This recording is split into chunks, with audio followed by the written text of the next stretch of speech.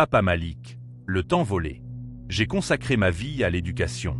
J'ai été instituteur pendant 40 ans, à former des générations d'enfants. J'étais fier de mon travail, du respect que l'on me portait. Aujourd'hui retraité, je vivais paisiblement avec ma petite pension et l'aide de mes enfants. Un jour, une jeune femme, la mère d'une de mes anciennes élèves, est venue me voir. Elle avait des problèmes financiers, des dettes. Elle m'a demandé de l'aide, de lui avancer une somme d'argent qu'elle me rembourserait. Par pitié, j'ai puisé dans mes maigres économies pour l'aider. C'était une somme importante pour moi.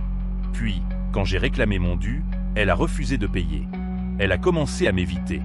Quand j'ai insisté, elle a menacé. Et finalement, elle est allée à la police. Elle a affirmé que j'avais abusé d'elle, qu'en échange de l'argent, j'avais exigé des faveurs et qu'elle avait refusé. C'était un mensonge éhonté, une inversion totale de la situation. Mais qui allait croire un vieil homme face à une jeune femme en larmes, dépeignant une image de victime vulnérable? Elle a présenté des messages qu'elle avait manipulés, des témoignages de proches, affirmant que je la harcelais. Mon bon nom, ma réputation d'homme respectable, ont été détruits en un instant. Je suis ici, accusé d'un crime odieux que je n'ai jamais commis. Mes dernières années, le temps de repos que j'avais gagné, m'ont été volés par le mensonge d'une femme avide.